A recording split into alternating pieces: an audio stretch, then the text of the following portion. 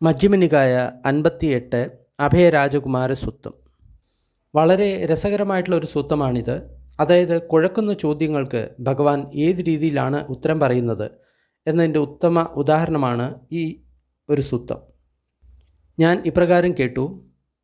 ഒരിക്കൽ ഭഗവാൻ രാജഗൃഹത്തിനടുത്തുള്ള മുളിയുടെ വനത്തിൽ അണ്ണാന്മാർക്ക് ഭക്ഷണം കൊടുക്കുന്ന സ്ഥലത്ത് വിഹരിക്കുകയായിരുന്നു. ആ സമയത്ത് അഭയരാജകുമാരൻ നിഘണ്ഠ ജ്ഞാതപുത്തൻ എന്ന് പറയുന്ന ജൈനന്മാരുടെ അടുത്ത് പോയി അദ്ദേഹത്തെ വന്ദിച്ചു. എന്നിട്ട് ഒരു ഭാഗത്ത് ഇരുന്നു. അപ്പോൾ നിഘണ്ഠ ജ്ഞാതപുത്തൻ അഭയരാജകുമാരനോട് ഇങ്ങനെ പറഞ്ഞു: അഭയരാജകുമാര, ശ്രമണ ഗൗതമൻ്റെ വാദത്തെ ഖണ്ഡിക്കുക, അപ്പോൾ താങ്കൾ വളരെ പ്രസിദ്ധനാകും. അഭയരാജകുമാരൻ ശ്രമണ ഗൗതമൻ്റെ വാദത്തെ ഖണ്ഡിച്ചു. വളരെ ശക്തിശാലിയാണ്, വളരെ ബലശാലിയാണ്. ബന്ദേ, ഞാൻ എങ്ങനെയാണ് ശ്രമണ ഗൗതമൻ്റെ വാദത്തെ ഖണ്ഡിക്കുന്നത്? അഭയരാജകുമാര, താങ്കൾ ശ്രമണ ഗൗതമൻ്റെ അടുത്ത് പോകുക. എന്നിട്ട് ഇങ്ങനെ പറയുക: ബന്ദേ, തഥാഗതൻ മറ്റുള്ളവർക്ക് ഇഷ്ടമില്ലാത്ത അപ്രിയകരമായിട്ടുള്ള കാര്യങ്ങൾ പറയാറുണ്ടോ? ശ്രമണ ഗൗതമനോട് അങ്ങനെ ചോദിക്കുന്ന സമയത്ത് അദ്ദേഹം ഇങ്ങനെ ഉത്തരം പറയുകയാണ്: രാജകുമാര, തഥാഗതൻ മറ്റുള്ളവർക്ക് അപ്രിയകരമായിട്ടുള്ള അനിഷ്ടമായിട്ടുള്ള കാര്യങ്ങൾ പറയാറുണ്ട് എന്ന് പറയുകയാണെങ്കിൽ ശ്രമണ ഗൗതമനോട് ഇങ്ങനെ പറയണം: അങ്ങനെയാണെങ്കിൽ ബന്ദേ, ഒരു സാധാരണ പൊതുജനം, അതായത് സാധാരണ ഒരു വ്യക്തിയും താങ്കളും തമ്മിൽ എന്താണ് വ്യത്യാസം? എന്തെന്നാൽ ഒരു സാധാരണ വ്യക്തിയും മറ്റുള്ളവർക്ക് അപ്രിയമായിട്ടുള്ള ഇഷ്ടമില്ലാത്ത കാര്യങ്ങൾ പറയും. എന്നാൽ ശ്രമണ ഗൗതമൻ ഇങ്ങനെ ഉത്തരം തരികയാണ്: തഥാഗതൻ മറ്റുള്ളവർക്ക് അപ്രിയമായിട്ടുള്ള അനിഷ്ടമായിട്ടുള്ള കാര്യങ്ങൾ പറയില്ല എന്ന് പറയുകയാണെങ്കിൽ ശ്രമണ ഗൗതമനോട് ഇങ്ങനെ പറയുക: അങ്ങനെയാണെങ്കിൽ ബന്ദേ, താങ്കൾ എന്തുകൊണ്ടാണ് ദേവദത്തനോട് ഇങ്ങനെ പ്രഖ്യാപിച്ചത്? ദേവദത്തൻ അപായ ലോകത്തിൽ പോകും, അല്ലെങ്കിൽ അധോഗതിയിൽ പോകും. ദേവദത്തൻ നരകത്തിൽ പോകും. കൽപ്പാന്തം വരെ ദേവദത്തിന് അവിടെ നിന്ന് മോചനമില്ല. താങ്കളുടെ അത്തരം വചനത്താൽ ദേവദത്തൻ വളരെ കുപിതനായി, ക്രോധിതനായി, അദ്ദേഹത്തിൻ്റെ മനോസന്തുലിത നഷ്ടപ്പെട്ടു. താങ്കൾ ഈ ഇരുതല മൂർച്ചയുള്ള ചോദ്യം ശ്രമണ ഗൗതമനോട് ചോദിക്കുകയാണെങ്കിൽ ശ്രമണ ഗൗതമന് അതിനെ വിഴുങ്ങാനോ അതേപോലെ തന്നെ തുപ്പിക്കളയാനോ സാധിക്കില്ല. ഏതെങ്കിലും ഒരു വ്യക്തിയുടെ തൊണ്ടയിൽ ഇരുമ്പിൻ്റെ കൊക്കി കുടുങ്ങിക്കഴിഞ്ഞു കഴിഞ്ഞാൽ ആ വ്യക്തിക്ക് അതിനെ തുപ്പിക്കളയാനോ അതേപോലെ തന്നെ അകത്തേക്ക് ഇറക്കാനോ സാധിക്കില്ല. അതേപോലെയായിരിക്കും ശ്രമണ ഗൗതമൻ്റെ അവസ്ഥ. ശരി ബന്ദേ എന്ന് പറഞ്ഞ് അഭയരാജകുമാരൻ ഉത്തരം കൊടുത്തു. അഭയരാജകുമാരൻ സ്വന്തം ആസനത്തിൽ നിന്ന് എഴുന്നേറ്റു. നിഘണ്ഠ ജ്ഞാതപുത്തനെ 3 പ്രാവശ്യം അദ്ദേഹത്തിന് വലതുവശത്താക്കി പ്രദക്ഷിണം ചെയ്തു. അതിനുശേഷം അദ്ദേഹം ബുദ്ധൻ്റെ അടുത്തെത്തി. എന്നിട്ട് അദ്ദേഹത്തെ വന്ദിച്ചു. എന്നിട്ട് ഒരു ഭാഗത്തിരുന്നു. ഒരു വശത്തിരിക്കുന്ന ആ അഭയരാജകുമാരൻ തലയോർത്തി സൂര്യനെ നോക്കി. അപ്പോൾ അഭയരാജകുമാരന് ഇങ്ങനെ തോന്നി: ഇന്ന് ഭഗവാന്റെ വാദങ്ങളെ ഖണ്ഡിക്കാൻ ഉള്ള സമയം ഏറിക്കഴിഞ്ഞു. സമയം വളരെ വൈകിക്കഴിഞ്ഞു. ഞാൻ നാളെ എൻ്റെ വീട്ടിൽ വെച്ച് ശ്രമണ ഗൗതമൻ്റെ ഈ വാദത്തെ ഖണ്ഡിക്കും. അതിനാൽ അഭയരാജകുമാരൻ ഭഗവാനോട് ഇങ്ങനെ പറഞ്ഞു: ഭഗവാൻ നാളത്തെയുള്ള ഭക്ഷണം എൻ്റെ വീട്ടിൽ നിന്ന് സ്വീകരിച്ചാലും മറ്റ് 3 ഭിക്ഷുക്കളും ഭഗവാന്റെ കൂടെ വരാവുന്നതാണ്. ഭഗവാൻ അതിനെ മൗനമായിരുന്നുകൊണ്ട് സമ്മതിച്ചു. ഭഗവാൻ സമ്മതിച്ചു എന്ന് മനസ്സിലായി കഴിഞ്ഞപ്പോൾ അഭയരാജകുമാരൻ തൻ്റെ ആസനത്തിൽ നിന്ന് എഴുന്നേറ്റു, ഭഗവാനെ വന്ദിച്ചു. എന്നിട്ട് ഭഗവാനെ വലതുവശത്താക്കി 3 പ്രാവശ്യം പ്രദക്ഷിണം ചെയ്തു. അതിനുശേഷം അവിടെ നിന്ന് പോയി. അപ്പോൾ രാത്രി അവസാനിച്ചപ്പോൾ രാവിലെ ഭഗവാൻ വസ്ത്രമണിഞ്ഞു. എന്നിട്ട് ഭിക്ഷാപാത്രവും ചീവരവും എടുത്ത് അഭയരാജകുമാരൻ്റെ വീട്ടിലേക്ക് പോയി. എന്നിട്ട് വിരിച്ചിരിക്കുന്ന ആസനത്തിൽ ഇരുന്നു. അതിനുശേഷം അഭയരാജകുമാരൻ ഭഗവാനെ സ്വാദിഷ്ടമായിട്ടുള്ള വിഭവങ്ങൾ സ്വന്തം കൈകൾ കൊണ്ട് ആ പാകം ചെയ്ത ഭക്ഷണം ഭഗവാന് വിളമ്പിക്കൊടുത്തു. എന്നിട്ട് ഭഗവാനെ തൃപ്തിപ്പെടുത്തി. ഇവിടെ ഒരു കാര്യം പ്രത്യേകം ശ്രദ്ധിക്കേണ്ടതുണ്ട്. നമ്മൾ ഏതെങ്കിലും ഭിക്ഷുവിന് ഭിക്ഷാന്നം കൊടുക്കുകയാണെങ്കിൽ, അല്ലെങ്കിൽ അന്നദാനം കൊടുക്കുകയാണെങ്കിൽ തീർച്ചയായിട്ടും നമ്മൾ നമ്മുടെ സ്വന്തം കൈകൊണ്ട് തന്നെയാണ് കൊടുക്കേണ്ടത്. അങ്ങനെ കൊടുക്കുന്ന സമയത്താണ് നമ്മൾക്ക് ഏറ്റവും കൂടുതൽ പുണ്യം ലഭിക്കുന്നത്. രണ്ടാമത്തെ കാര്യം, വളരെ പ്രസന്ന ചിത്തത്തോടുകൂടി വേണം നമ്മൾ ആ കാര്യം ചെയ്യാൻ. ഇങ്ങനെ ചെയ്യുകയാണെങ്കിൽ അതിൻ്റെ ഫലം വളരെ നല്ല കാര്യമാണ്. പക്ഷേ നമ്മൾ ഭക്ഷണം വേറെ വല്ലവരും കൊണ്ട് ഉണ്ടാക്കിച്ച് അവരെ കൊണ്ട് ആ ഭക്ഷണം കൊടുപ്പിക്കുകയാണെങ്കിൽ അത് അത്ര ശരിയല്ല. നമ്മൾക്ക് അതിൻ്റെ യഥാർത്ഥ പുണ്യം നമുക്ക് ലഭിക്കില്ല. ഭഗവാൻ ഭക്ഷണം കഴിച്ചു. അതിനുശേഷം അദ്ദേഹത്തിൻ്റെ കൈകളും അതേപോലെ തന്നെ ഭിക്ഷാപാത്രവും എല്ലാം കഴുകി. അപ്പോൾ അഭയരാജകുമാരൻ താഴ്ന്ന ഒരു ഇരിപ്പിടത്തിൽ ഒരു ഭാഗത്ത് ഇരുന്നു.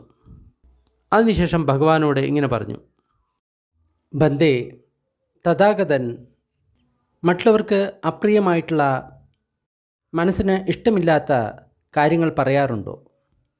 രാജകുമാര, ഈ കാര്യം ഉറപ്പിച്ച് പറയാൻ സാധിക്കില്ല. ബന്ദേ, അപ്പോൾ ജൈനന്മാർ ഇതിൽ തോറ്റു. രാജകുമാര, അതെന്താണ് താങ്കൾ ആ രീതിയിൽ പറഞ്ഞത്, ജൈനന്മാർ ഈ കാര്യത്തിൽ തോറ്റു എന്ന്? ആ സമയത്ത് അഭയരാജകുമാരൻ ഭഗവാനോട് നടന്നതെല്ലാം ആവർത്തിച്ച് പറഞ്ഞു. അതായത് നികട ജ്ഞാതപുത്രൻ്റെ അടുത്ത് പോയതും പിന്നെ അവിടെ നടന്നിട്ടുള്ള സംഭാഷണവും എല്ലാം തന്നെ അഭയരാജകുമാരൻ ഭഗവാനോട് പറഞ്ഞു.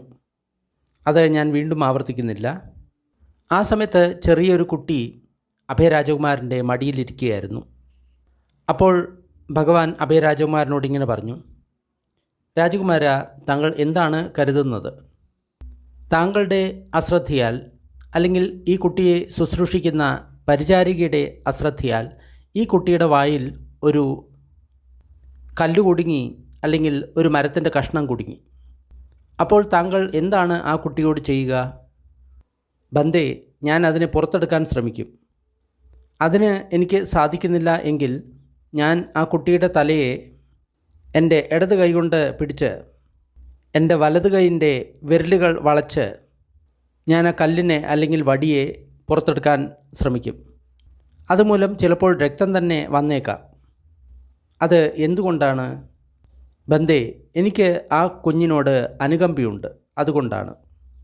രാജകുമാര, ഇതേപോലെ തന്നെ തഥാഗതന് അറിയാം ചില കാര്യങ്ങൾ അസത്യമാണ്, തെറ്റാണ്, നിരർത്ഥകമാണ്. അതേപോലെ ആ കാര്യങ്ങൾ മറ്റുള്ളവർക്ക് അനിഷ്ടമാണ്, അപ്രിയമാണ്. അപ്പോൾ ആ കാര്യങ്ങൾ തഥാഗതൻ മറ്റുള്ളവരോട് പറയില്ല. ചില കാര്യങ്ങൾ തഥാഗതന് സത്യമാണ് എന്ന് അറിയാം, ശരിയാണ് എന്ന് അറിയാം. എന്നാൽ അതുമൂലം മറ്റുള്ളവർക്ക് ഹാനി ഉണ്ടാകും എന്ന് അറിയാം. അതുകൂടാതെ മറ്റുള്ളവർക്ക് അത് അപ്രിയമാണ്, ഇഷ്ടമല്ല എന്നും അറിയാം. തഥാഗതൻ ആ കാര്യങ്ങളെയും മറ്റുള്ളവരോട് പറയില്ല. തഥാഗതന് ചില കാര്യങ്ങൾ സത്യമാണ്, ശരിയാണ്, ഗുണകരമാണ് എന്ന് അറിയാം. എന്നാൽ മറ്റുള്ളവർക്ക് അത് അനിഷ്ടമാണ്, അപ്രിയമാണ് എന്നും അറിയാം. എന്നാൽ ശരിയായിട്ടുള്ള സമയത്ത് ഭഗവാൻ അതിനെ വിശദീകരിക്കാൻ വേണ്ടി ആ കാര്യം പറയുന്നതാണ്. തഥാഗതന് ചില കാര്യങ്ങൾ തെറ്റാണ് എന്നറിയാം, ശരിയല്ല എന്ന് അറിയാം, അർത്ഥമില്ലാത്തതാണ് എന്ന് അറിയാം. മറ്റുള്ളവർക്ക് ആ കാര്യങ്ങൾ പ്രിയമാണ്, ഇഷ്ടമാണ്. ആ കാര്യങ്ങളെപ്പറ്റിയും ഭഗവാൻ മറ്റുള്ളവരോട് സംസാരിക്കാറില്ല. ചില കാര്യങ്ങൾ തഥാഗതന് സത്യമാണ് എന്നറിയാം, ശരിയാണ് എന്നറിയാം. എന്നാൽ അത് മറ്റുള്ളവർക്ക് അനർത്ഥമാണ് എന്നും അറിയാം. എന്നാൽ ആ കാര്യങ്ങൾ മറ്റുള്ളവർക്ക് ഇഷ്ടമാണ്, പ്രിയമാണ്. എന്നാൽ കൂടി തഥാഗതൻ ആ കാര്യങ്ങളെ പറയാറില്ല. ചില കാര്യങ്ങൾ തഥാഗതന് സത്യമാണ് എന്ന് അറിയാം, ശരിയാണ് എന്ന് അറിയാം, ഗുണകരമാണ് എന്ന് അറിയാം. ആ കാര്യങ്ങൾ മറ്റുള്ളവർക്ക് ഇഷ്ടവും പ്രിയവും ആണ് എന്നും അറിയാം. അതിനാൽ ശരിയായ സമയത്ത് അതിനെപ്പറ്റി അദ്ദേഹം പറയുന്നതാണ്, അതിനെപ്പറ്റി വിശദീകരിക്കാൻ വേണ്ടി പറയുന്നതാണ്. അത് എന്തുകൊണ്ടാണ്? രാജകുമാര, തഥാഗതന് പ്രാണികളോട് അനുകമ്പയുണ്ട്, ദയയുണ്ട്. അതിനാലാണ് അങ്ങനെ ചെയ്യുന്നത്. ബന്ദേ, ഇവിടെ ഒരുപാട് ക്ഷത്രിയ പണ്ഡിതന്മാരുണ്ട്, ബ്രാഹ്മണ പണ്ഡിതന്മാരുണ്ട്, ഗൃഹസ്ഥ പണ്ഡിതന്മാരുണ്ട്, ശ്രമണ പണ്ഡിതന്മാരുണ്ട്. അവർ മുൻകൂട്ടി തയ്യാറാക്കിയ ചോദ്യം കൊണ്ടാണ് താങ്കളെ കാണാൻ വരുന്നത്. അപ്പോൾ താങ്കൾ മുൻകൂട്ടി ആലോചിക്കാറുണ്ടോ? അവർ ഇപ്രകാരം ചോദിക്കുകയാണെങ്കിൽ ഞാൻ അപ്രകാരം ഉത്തരം കൊടുക്കും, അല്ലെങ്കിൽ ആ ഉത്തരം ആ സമയത്ത് തന്നെ താങ്കളുടെ മനസ്സിൽ പ്രത്യക്ഷപ്പെടുന്നതാണോ? രാജകുമാര, ഇതിനെപ്പറ്റി ഞാൻ താങ്കളോട് ഒരു പ്രതിപ്രശ്നം ചോദിക്കാം. താങ്കൾക്ക് ഇഷ്ടമുള്ള രീതിയിൽ അതിന് ഉത്തരം തരിക. രാജകുമാര, താങ്കൾ എന്താണ് കരുതുന്നത്? ഒരു രഥത്തിൻ്റെ അംഗപ്രത്യംഗങ്ങളെപ്പറ്റി താങ്കൾക്ക് നല്ല അറിവില്ലേ? ഉണ്ട് ബന്ദേ. രാജകുമാര, താങ്കൾ എന്താണ് കരുതുന്നത്? അത്തരം ആൾക്കാർ താങ്കളോട് വരികയാണ്, എന്നിട്ട് ഇങ്ങനെ ചോദിക്കുകയാണ്, ഈ രഥത്തിൻ്റെ, ഈ അംഗത്തിൻ്റെ, ഈ പ്രത്യംഗത്തിൻ്റെ പേരെന്താണ്? അപ്പോൾ താങ്കൾ മുൻകൂട്ടി നിശ്ചയിച്ചിട്ട് അവർ ഈ രീതിയിൽ ചോദിക്കുകയാണെങ്കിൽ ഞാൻ ആ രീതിയിൽ ഉത്തരം പറയും, അല്ലെങ്കിൽ ആ ഉത്തരം ആ സമയത്ത് തന്നെ താങ്കളുടെ മനസ്സിൽ വരുന്നതാണോ? ബന്ദേ, ഞാൻ കുശലനായിട്ടുള്ള ഒരു സാരഥിയാണ്. ഒരു രഥത്തിൻ്റെ അംഗപ്രത്യംഗങ്ങളെപ്പറ്റി ഞാൻ നല്ലപോലെ മനസ്സിലാക്കിയിട്ടുണ്ട്. ഒരു രഥത്തിൻ്റെ അംഗപ്രത്യംഗങ്ങളെപ്പറ്റി എനിക്ക് വളരെ നന്നായിട്ട് അറിയാം. എനിക്ക് ആ സമയത്ത് തന്നെ അതിൻ്റെ ഉത്തരം പറയാൻ സാധിക്കും. ആ ഉത്തരം എൻ്റെ മുന്നിൽ തെളിഞ്ഞു വരും. രാജകുമാര, ഇതേപോലെ തന്നെ ഒരു ക്ഷത്രിയ പണ്ഡിതൻ, ഒരു ബ്രാഹ്മണ പണ്ഡിതൻ, ഒരു ഗൃഹസ്ഥ പണ്ഡിതൻ, അല്ലെങ്കിൽ ഒരു ശ്രമണ പണ്ഡിതൻ, അവർ മുൻകൂട്ടി തയ്യാറാക്കിയ ചോദ്യവുമായിട്ടാണ് എൻ്റെ മുന്നിൽ വരുന്നത്. എന്നാൽ അതിൻ്റെ ഉത്തരം ആ നിമിഷത്തിൽ തന്നെ എൻ്റെ മനസ്സിൽ തെളിഞ്ഞു വരുന്നതാണ്. അത് എന്തുകൊണ്ടാണ്? എന്തെന്നാൽ തഥാഗതൻ ധമ്മധാതുവിനെ ശരിയായിട്ട് മനസ്സിലാക്കിയിട്ടുണ്ട്. ധമ്മധാതുവിനെ പറ്റി ശരിയായിട്ട് മനസ്സിലാക്കിയിട്ടുണ്ട്. അതിനാൽ ആ നിമിഷത്തിൽ തന്നെ അതിനെപ്പറ്റിയുള്ള ഉത്തരം മനസ്സിൽ തെളിയുന്നതാണ്. ഭഗവാൻ ഇങ്ങനെ പറഞ്ഞപ്പോൾ അഭയരാജകുമാരൻ ഭഗവാനോട് ഇങ്ങനെ പറഞ്ഞു, അഭികന്തം ബന്ദേ, അഭികന്തം, വളരെ നന്നായി ബന്ദേ, വളരെ നന്നായി. ഇന്നു മുതൽ ഭഗവാൻ എന്നെ എൻ്റെ പ്രാണൻ ഉള്ളിടത്തോളം കാലം ഒരു ഉപാസകനായിട്ട് ഓർക്കണം. ജീവിതാന്ത്യം വരെ ശരണം തേടിയ ഒരു ഉപാസകൻ. അഭയരാജകുമാര സുത്തം നിഠിതം. ഇത് വളരെ ചെറിയൊരു സൂക്തമാണ്. എന്നാൽ എപ്രകാരമാണ് ഭഗവാൻ ഇത്തരം കുഴഞ്ഞ ചോദ്യങ്ങൾക്ക് വളരെ പെട്ടെന്ന് തന്നെ മറുപടി നൽകുന്നത് എന്നതിനെ പറ്റിയിട്ട് ഈ സൂത്രത്തിൽ വളരെ കൃത്യമായിട്ട് പറഞ്ഞിട്ടുണ്ട്. സൂത്രം ഇഷ്ടമായി കഴിഞ്ഞ് കഴിഞ്ഞാൽ ലൈക്ക് ചെയ്യുക, ഷെയർ ചെയ്യുക. ഇതേപോലുള്ള കൂടുതൽ സൂത്രങ്ങൾ ഡിസ്ക്രിപ്ഷൻ ബോക്സിലുണ്ട്. ഇനി അല്പസമയത്തേക്ക് നമ്മൾ പുണ്യവിതരണത്തിൻ്റെ അഭ്യാസം ചെയ്യാം. ദുഃഖം അനുഭവിക്കുന്ന സർവ്വ പ്രാണികളും ദുഃഖത്തിൽ നിന്ന് വിമുക്തരാകട്ടെ. ഭയം അനുഭവിക്കുന്ന സർവ്വ പ്രാണികളും ഭയത്തിൽ നിന്ന് വിമുക്തരാകട്ടെ. ശോകം അനുഭവിക്കുന്ന സർവ്വ പ്രാണികളും ശോകത്തിൽ നിന്ന് വിമുക്തരാകട്ടെ. എല്ലാ പ്രാണികൾക്കും മുക്തി ലഭിക്കട്ടെ. നമ്മൾ നേടിയ ഈ പുണ്യത്തിൽ സർവ്വജീവികളും പങ്കാളികൾ ആകട്ടെ. അതുമൂലം സർവ്വ പ്രാണികൾക്കും സുഖവും സന്തോഷവും ഉണ്ടാകട്ടെ. ഭൂമിയിലും ആകാശത്തിലും ഉള്ള സർവ്വ പ്രാണികളും അധോലോകത്തെയും മനുഷ്യലോകത്തെയും ദേവലോകത്തെയും രൂപ അരൂപ ബ്രഹ്മലോകത്തിലെയും സർവ്വ പ്രാണികളും നമ്മളുടെ ഈ പുണ്യത്തിൽ പങ്കാളികളാകട്ടെ. അതിശക്തരായിട്ടുള്ള ദേവന്മാരും ബ്രഹ്മന്മാരും ബുദ്ധശാസനത്തെ സംരക്ഷിക്കട്ടെ.